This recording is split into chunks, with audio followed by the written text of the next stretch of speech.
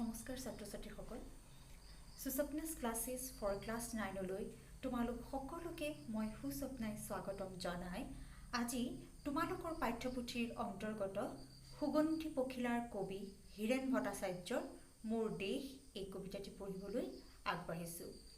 এটা কবিতাটি পঢ়িবলৈ যাওঁতে আমি প্ৰথমতে কবিজনৰ বিষয়ে দুআষাৰ জানি লওঁ আহা। এই সুগন্ধি পখিলাৰ কবিজনৰ জন্ম হৈছিল 1932 চনত যোৰহাটত আৰু মৃত্যু হৈছিল 2012 চনত।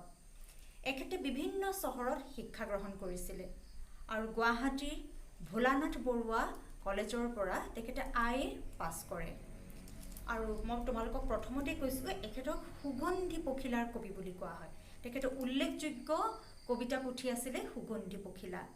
আৰু এতিয়া চাবা তেওঁৰ আৰু কেইখনমান কবিতা পুথি আছে যে ৰৌদ্ৰ কামনা, বিভিন্ন দিনৰ কবিতা, তোমাৰ বাঁহী, মোৰ প্ৰিয় বৰ্ণমালা ইত্যাদি। আৰু তেখেতে শস্যৰ পথাৰ মানুহ এই কবিতা পুথিখনৰ বাবে সাহিত্য একাডেমি বঁটা লাভ কৰিছিলে।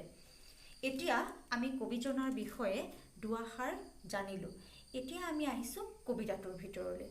কবিতাটো পঢ়িবলৈ যাওঁতে প্ৰথমতে আমি কবিতাটি খুব সুন্দৰভাৱে আবৃত্তি কৰিবলৈ চেষ্টা কৰিব লাগিব, মানে কবিতাটো ভালদৰে পঢ়িবলৈ জানিব লাগিব। এতিয়া তোমালোকে কিতাপত চাই যাবা। মোৰ দেশ, মোৰ প্ৰাণৰো প্ৰাণৰ, মোৰ গানৰো গানৰ মোৰ দেশ।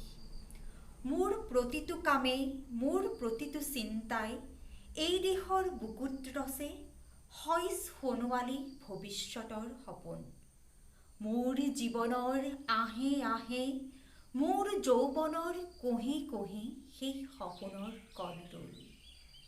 দেশে দেশে দেশ আছে, এনে বহু দেশৰ অৰঙে দৰঙে মই ঘূৰিছোঁ। বহু বন্ধুৰ সতে হাতে হাত ধৰি ফুৰিছোঁ। কেতিয়াবা সাগৰ পাৰত, কেতিয়াবা খেজুৰ তলত, নতুবা পাহাৰথলীত খন্তেক জিৰাইছোঁ।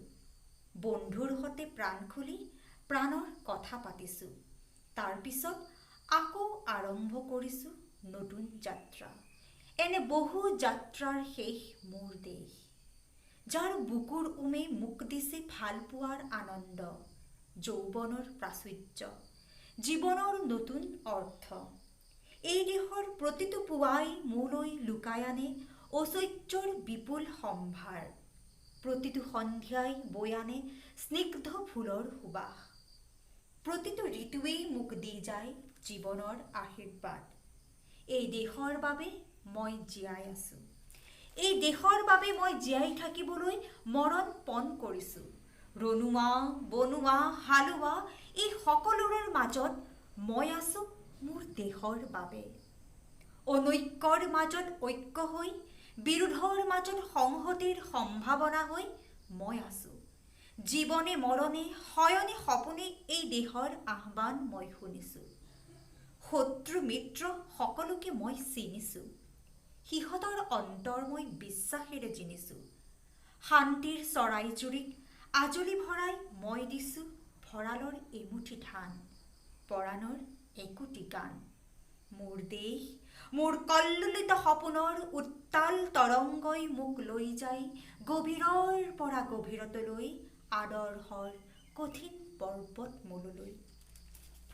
ছাত্ৰ ছাত্ৰীসকল, মই তোমালোকক কবিতাটি পাঠ কৰি দিলোঁ। এতিয়া আমি আহিছোঁ কবিতাটিৰ অন্তৰ্নিহিত ভাৱলৈ। এতিয়া প্ৰথম চাবা, প্ৰথম পংক্তিটোত কি লিখা আছে। মোৰ প্ৰাণৰো প্ৰাণৰ, মোৰ গানৰো গানৰ মোৰ দেশ।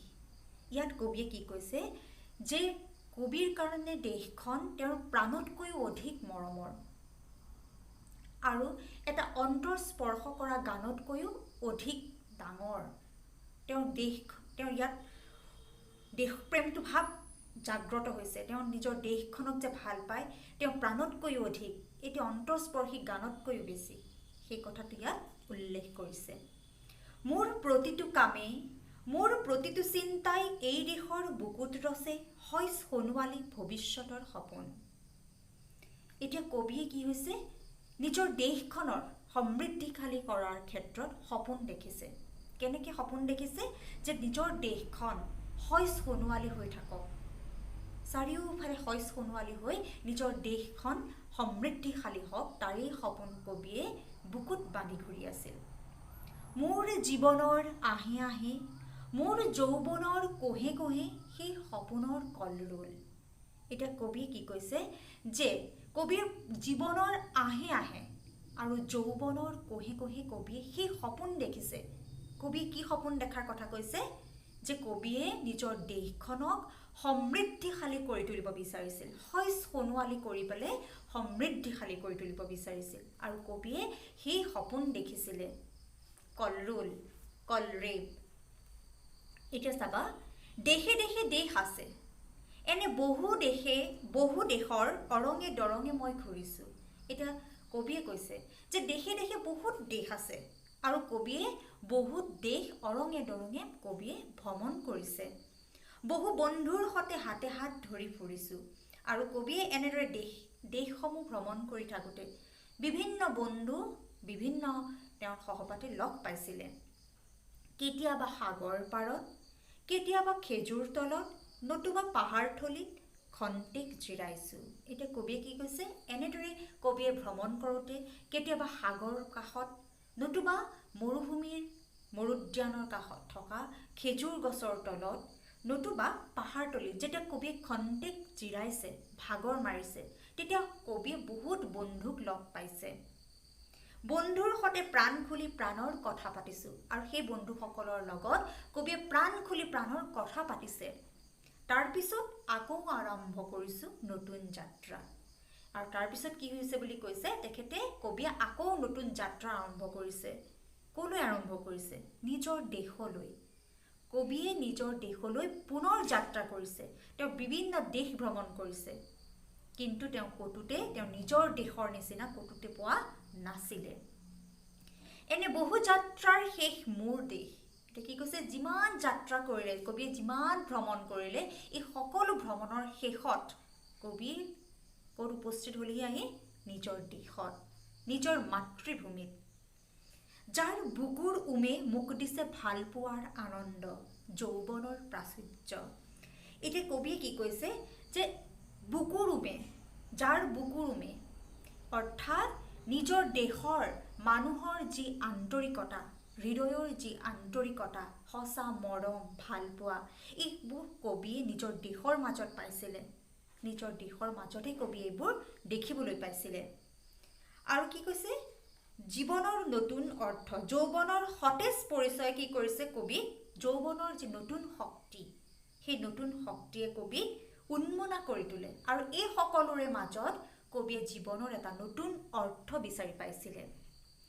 এই দেশৰ প্ৰতিটো পুৱাই মোলৈ লুকাই আনে ঐশ্বৰ্যৰ বিপুল সম্ভাৰ। কি কৈছে, প্ৰতিটো পুৱাই, এই দেশৰ প্ৰতিটো পুৱাই কবিলে কি লৈ আহে, যে ঐশ্বৰ্যশালী মনৰ প্ৰেৰণা হৈ আহে। প্ৰতিটো পুৱা কবিৰ বাবে ঐশ্বৰ্যশালী মনৰ প্ৰেৰণা হৈ আহে। প্ৰতিটো সন্ধিয়াই বৈ আনে স্নিগ্ধ ফুলৰ সুবাস। আৰু কি কৈছে, প্ৰতিটো সন্ধিয়াই ফুলৰ শীতল গোন্ধ, শীতল সুবাস কঢ়িয়াই আনি কবিৰ মন আপ্লুত কৰি তোলে। প্ৰতিটো ঋতুৱে মোক দি যায় জীৱনৰ আশীৰ্বাদ। আৰু জীৱনৰ সঁচা অৰ্থত এনেকুৱা লাগে যে কবি এক আশীৰ্বাদ লাভ কৰা যেন লাগে। জীৱনৰ পৰা কবিয়ে যেন এক আশীৰ্বাদহে লাভ কৰিছে। এই দেশৰ বাবে মই জীয়াই আছোঁ, এই দেশৰ বাবে মই জীয়াই থাকিবলৈ মৰণ পণ কৰিছোঁ। দেশখনৰ প্ৰগতি, ঐক্য সংহতি আদি কাৰণে কাম কৰি যাবলৈকে যেন কবি জীয়াই আছে। ৰনোৱা, বনোৱা, হালোৱা, এই সকলোৰে মাজত মই আছোঁ মোৰ দেশৰ বাবে। এতিয়া কবিয়ে কি কৈছে, কবিয়ে জীয়াই থকা দেশখনৰ মানুহৰ বাবে সৰ্বতো মংগল সাধন কৰাৰ উদ্দেশ্যে কবি চিন্তা কৰি থাকে, অহৰহ চিন্তা কৰি থাকে। এই দেশৰ যি কবিয়ে কাৰ কাৰ মাজত জীয়াই আছোঁ বুলি কৈছে, যে ৰনোৱা, বনোৱা, হালোৱা, এই সকলোৰে মাজত কবিয়ে নিজৰ দেশক সমৃদ্ধিশালী কৰি ৰাখিবলৈ, ঐক্য সমৃদ্ধিৰ দোলেৰে বান্ধি ৰাখিবলৈ কবি অহৰহ চেষ্টা কৰি আছে আৰু কবি জীয়াই থাকিব বিচাৰিছে। অনৈক্যৰ মাজত ঐক্য হৈ, বিৰোধৰ মাজত সংহতিৰ সম্ভাৱনা হৈ মই আছোঁ। জীৱনে মৰণে শয়নে সপোনে এই দেশৰ আহ্বান মই শুনিছোঁ। এতিয়া কি কৈছে, দেশৰ মানুহক কেনেদৰে দেশৰ প্ৰতি উদ্বুদ্ধ কৰি ৰাখিব পাৰি আৰু দেশখনক কেনেকৈ সমৃদ্ধিশালী কৰি ৰাখিব পাৰি, কবিয়ে তাৰেই সপোন দেখিছিলে। অনৈক্যৰ মাজত কেনেদৰে ঐক্য স্থাপন কৰিব পাৰি, বিৰোধৰ মাজত কেনেকৈ সংহতি স্থাপন কৰিব পাৰি, কবিয়ে তাৰেই সপোন দেখিছিলে। আৰু কবিয়ে সেই সপোনে কি কৰিব বিচাৰিছিলে, দেশখনক সমৃদ্ধিশালী কৰি ৰাখিব বিচাৰিছিলে। শত্ৰু মিত্ৰ সকলোকে মই চিনিছোঁ, সিহঁতৰ অন্তৰ মই বিশ্বাসেৰে জিনিছোঁ। শান্তিৰ চৰাইজুৰিক আজুলি ভৰাই মই দিছোঁ ভঁৰালৰ এমুঠি ধান, পৰাণৰ একোটি গান। তে কি কৈছে যে শত্ৰু মিত্ৰ সকলোকে কবিয়ে চিনি পাইছে। এই দেশত থকা অৱস্থাত কবিয়ে বিভিন্ন বন্ধু লগ পাইছে, বিভিন্ন শত্ৰু মিত্ৰ সকলোকে লগ পাইছে আৰু কবিয়ে সকলোকে চিনিব পাৰিছে কোন ভাল কোন বেয়া। কিন্তু কবিয়ে সেই শত্ৰুক কিহেৰে জয় কৰিছে, বিশ্বাসেৰে জয় কৰিছে। কবিয়ে শত্ৰুক শত্ৰুতাৰে জয় কৰিব পৰা নাই, কবিয়ে শত্ৰুক কিহেৰে জয় কৰিছে, যে বিশ্বাসেৰে। আৰু শান্তিৰ চৰাইজুৰিক আজুলি ভৰাই কবিয়ে কি দিছে, যে ভঁৰালৰ এমুঠি ধান আৰু পৰাণৰ একোটি গান। কবিৰ দিবলৈ আৰু বিশেষ একো নাছিলে, কবিয়ে সেয়াই দিছিলে। আৰু মোৰতো একো নাই, মোৰ দেশ মোৰ কল্লোলিত সপোনৰ উত্তাল তৰংগই মোক লৈ যায় গভীৰৰ পৰা গভীৰতলৈ, আদৰ্শৰ কঠিন পৰ্বত মূললৈ। এতিয়া কি কৈছে, যে মোৰ দেশ, মোৰ কল্লোলিত, মোৰ অন্তৰত থকা, মোৰ কল্লোল, মোৰ অন্তৰত যি সপোন, সেই সপোনে মোক ক'ৰ পৰা ক'লৈ যায়, সপোনৰ যি ঢৌ, সেই ঢৌৱে মোক ক'ৰ পৰা ক'লৈ লৈ যায়, যে গভীৰৰ পৰা গভীৰতলৈ। এতিয়া গভীৰ বুলি ক'লে আমি কি বুজো, সাগৰ, হয়নে?